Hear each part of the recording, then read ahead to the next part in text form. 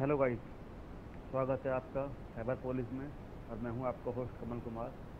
आज हम बात करेंगे एसबीआई सेविंग्स अकाउंट के मिनिमम बैलेंस के बारे में, जो कि हाल ही में 1 अप्रैल से बढ़ा दिए गए हैं।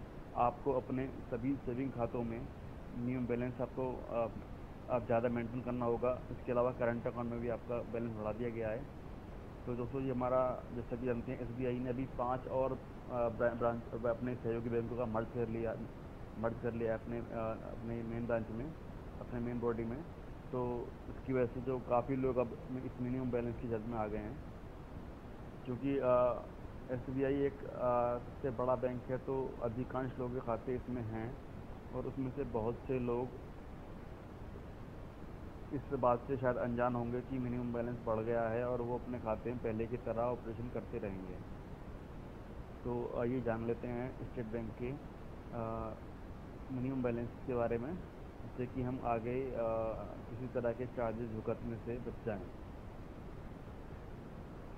और ये हम देखते हैं, लिस्ट ये हमारे पास आई है, हमने डाउनलोड की है। तो इसमें देखते हैं कि आपका, यदि आपका सेविंग अकाउंट किसी मेट्रो सिटी में, दिल्ली, मुंबई, चेन्नई, कोलकाता, हैदराबाद ऐसी जगह पर है, तो आपको अपने खाते में मिनिमम बैलेंस 5,000 रुपये मेंटेन करना आवश्यक है।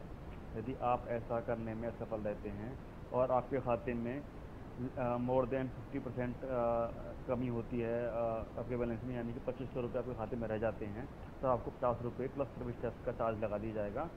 और यदि आपके खाते में तो 50 रुपये के आसपास बैलेंस कम हो गया, तब आपको 75 रुपये प्लस सर्विस टैक्स। और यदि आपके खाते में 12-17 रुपये से कम बैलेंस है, तब आपके आपके ऊपर चार्ज लगेगा 100 रुपीज़ प्लस सर्विस टैक्स। और यदि आपका खाता किसी छोटे शहरों के ब्रांच में है, तब आपके लिए मिनिमम बैलेंस 3,000 रुपये रख दिया गया है। और उसी के अकॉर्डिंग, इन स्लैब्स के अकॉर्डिंग आपको मिनिमम बैलेंस मेंटेन करना होगा। 40 रुपये, 60 रुपये, 80 रुपये। यदि आपका खाता किसी अर्ध शहरी इलाके में है, तो अब आपको 2,000 रुपये मिनिमम बैलेंस रखना होगा। और उसके स्लैब के अकॉर्डिंग आपको चार्ज लग सकते हैं।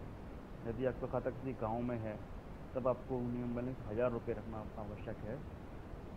उसके एब्सेंस में, या आपका बैलेंस कम होता, तब आपको 50 रुपये, 20 रुपये और 30 रुपये जो चार्जेज़ हैं अलग अलग बैलेंस के अकॉर्डिंग, वो आपको देने पड़ेंगे। इसके अलावा करंट अकाउंट के चार्जेस भी उन्होंने चेंज कर लिए हैं, जो कि आप देख लेना। फिलहाल हम बात करेंगे सेविंग्स अकाउंट के लिए ही, क्योंकि सेविंग्स अकाउंट ही एक ऐसा अकाउंट है जो कि हर एक भारतीय को, या हर एक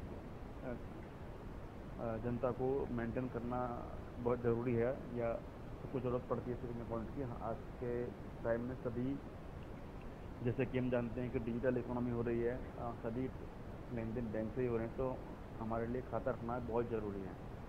तो इसलिए आप अपने खाते में बैलेंस अपना मेंटेन करना स्टार्ट कर दीजिए। 5,000 रुपये, 3,000 रुपये, 2,000 रुपये, 1,000 रुपये, इसको आप ध्यान से अपने अपने ब्रांच में कंफर्म कर लेना और उसको मेंटेन करना शुरू कीजिए। अन्यथा आपके ऊपर पेनल्टी करना शुरू कर देंगे, फिर आपके पैसे कटेंगे। इसका एक विकल्प अभी मैंने देखा है।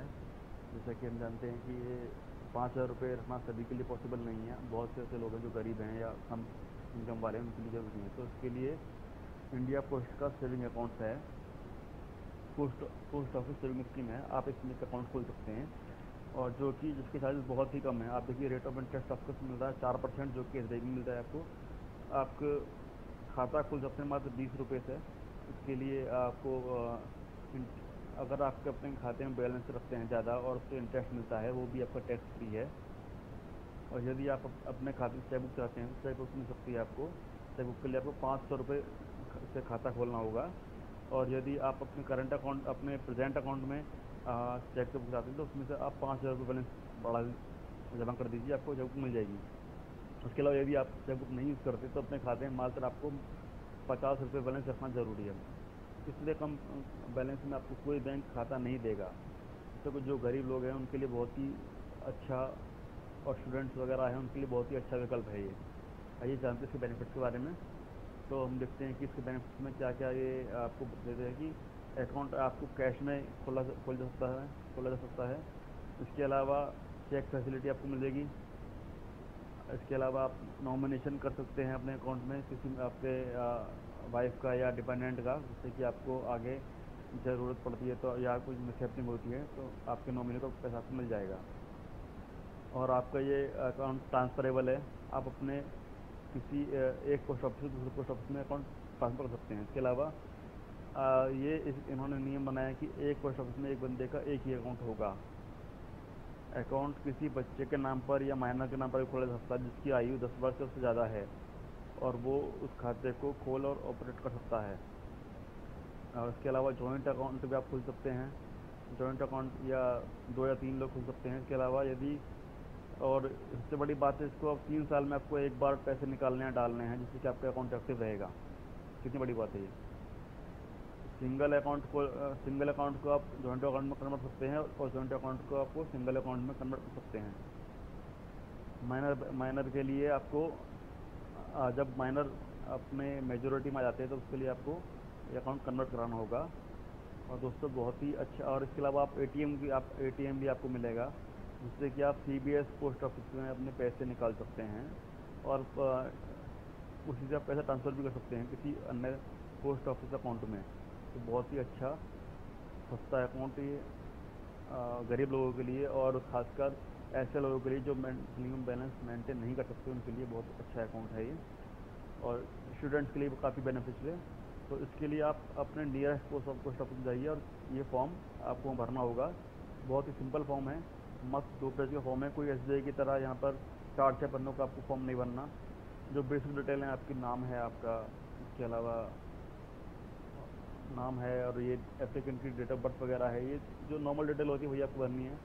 आपने बहुत ज़्यादा एफर्ट नहीं करनी है। आप अपना आधार नंबर देकर इस अकाउंट को खोल सकते हैं, आधार कार्ड देकर। आधार कार्ड और पैन कार्ड आपको देना है, नहीं है तो आपको फॉर्म 7 भर देना पैन कार्ड के बिना, और खाता खुल जाएगा आपका। ठीक है। और ये आपको अगर आप नहीं भर पाते तो वहाँ पर आपको पोस्ट ऑफिस के अधिकारी जो हैं, बैंकिंग अधिकारी, वो आपको हेल्प करेंगे। बहुत ही आसानी से अकाउंट खुल जाएगा। आप आज ही अपने